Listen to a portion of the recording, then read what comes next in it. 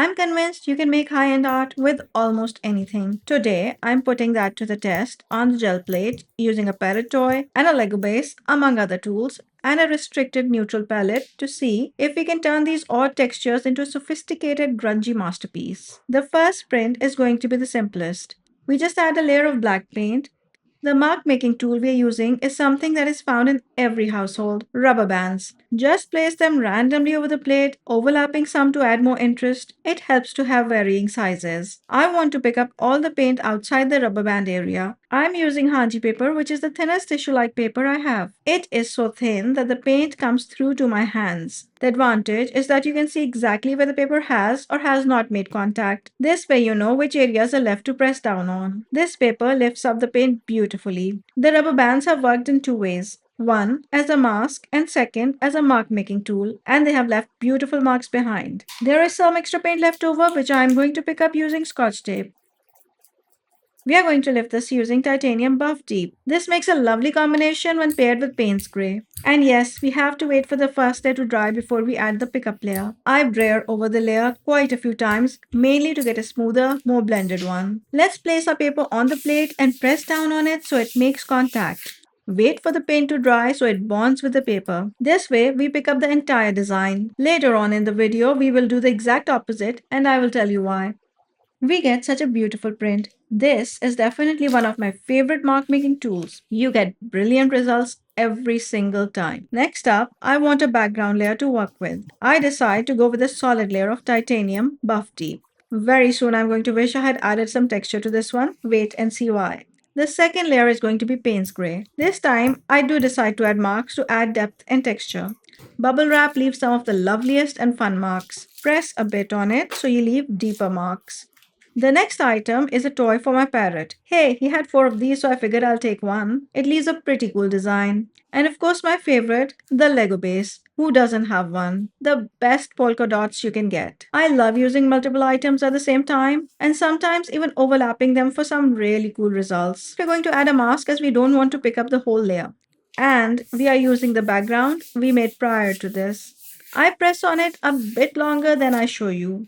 But I skip over that part in the video along with the time spent in waiting for the layers to dry. I really don't want to bore you to death. Oh, we can already see the results from the bubble wrap. So awesome. Do you see what I mean by wanting to add texture to the background? It looks too solid and too bland at the moment. I immediately regretted making this so plain. But stick around to see how I use layers to rescue it from being boring. And we have a wonderful ghost print waiting to be picked up. We are going to use one of our lighter shades to lift this layer. Since we are limited by our chosen palette, our only option is to alternate between extreme light and extreme dark colors. This does force you to be a lot more creative. Oh my god, this is even better than the original print. It is so cool, I am going to keep it as is. We do have one color which is sort of a medium, that is warm gray. I'm going to try and use that to add some interest to our print. Check what I'm using to add texture. Can you guess? The lesson, wait before you throw away your snack packaging. This inner lining from an after 8 chocolate box creates the coolest texture I've seen all week. It adds some really fun marks. You can use it in both directions to add even more interest. And if this wasn't enough, I decided to add some polka dots on top of the layer. I add a few wonky circular marks to pick this up. What I did not realize at that time was that I overlapped them so much that most of the plate got covered and we only get patches of this on our print.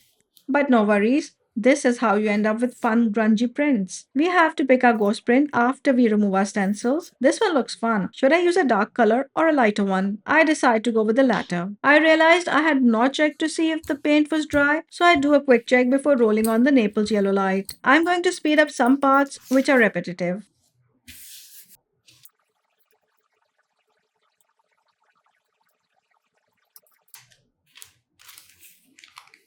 The combination worked beautifully. This is another one I am going to keep as is. I am starting with a new print. This time I'm going to create texture on the background layer from the get-go. Yes, I have this weird looking comb lying around which can be utilized to produce a variety of marks.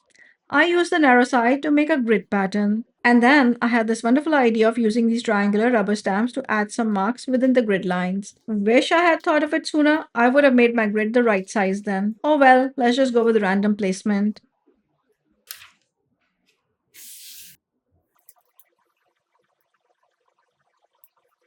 Check out what a stark print we get thanks to the mark making. And we left some of the print on the plate once we picked this one. Since the texture left behind is a darker color, I pick it up with a contrasting shade. You can see the result on the left side. The plan is to add another layer to the black print and use these two stamps to add marks.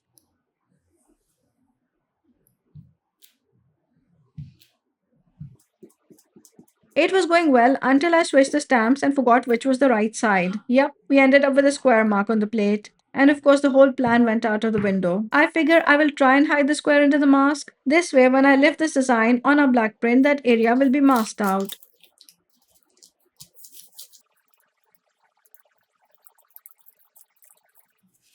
Okay, that seems to have worked. Those lines that we marked right at the start are so strong that they're showing through all of the layers. The kind of prints that we're going to make today require a lot of depth and they don't need to be perfectly clean lifts either. Since we already have a light and a dark color on this print, I go for white and hope that it's dark enough to add some texture to this. This time, I add the bubble wrap pattern to the entire plate and use the circular masks. I am not overlapping most of them on purpose this time. However, that strategy kind of failed as white did not really stand out against our lighter color. And I'm saying only kind of because it still added interest to our print as we add more layers later on. At this point, I'm worried this print is getting a bit too messy and lost, but stick with me. There's one miracle layer coming up later that changes everything. First, let's just pick the ghost print. I do a mix of warm gray and Payne's gray. That is a lovely combination for a background.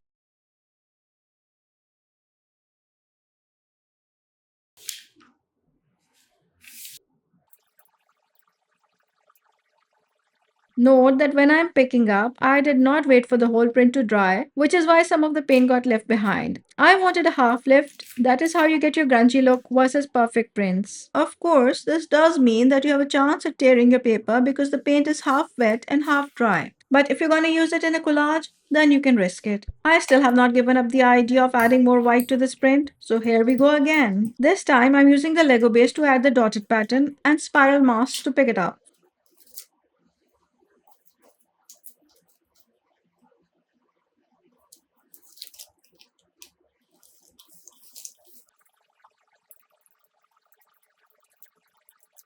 Finally, a proper layer of the lighter print. But before we add a final layer to this, we are going to pick a ghost print. Again, I stick to warm gray and Payne's gray.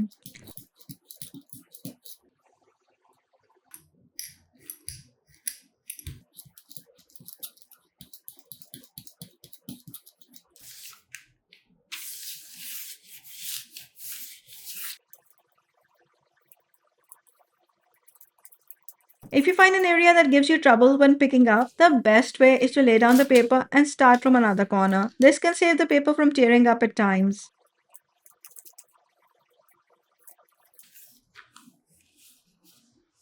Let's get back to our earlier print.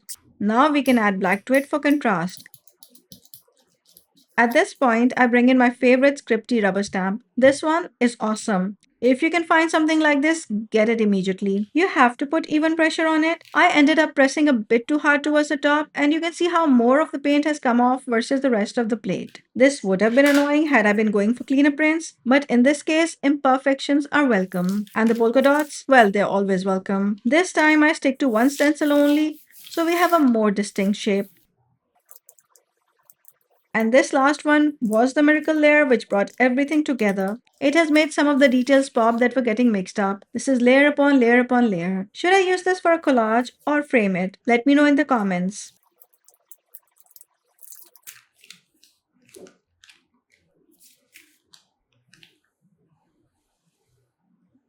Got to add more layers to this one. It is pretty boring so far. I used the same strategy as I did for the last print. Bring in lamp black and add scripty marks and dots. I'm really going ahead with the same playbook and even end up using the same stencil. Not for lack of trying though. I was frantically looking for the one I wanted to use but couldn't find it and I did not want the paint to dry. So I just went with what was right in front of me.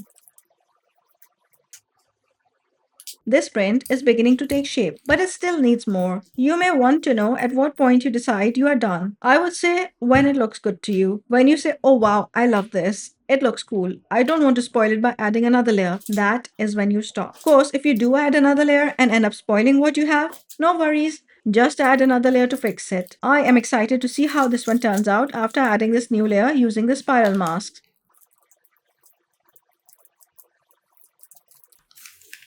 That turned out interesting. What do you think? Would you stop here or add another layer? Let me know in the comments.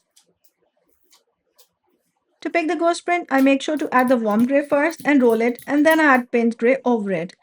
This ensures they don't mix up too much.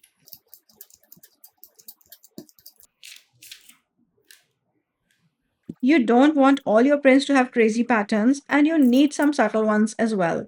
And this one fits the bill perfectly. Remember the ghost print we got from adding the comb grid? I'm adding a dark layer on top of it. I'm using the After Eight packaging along with the rubber stamp to make marks.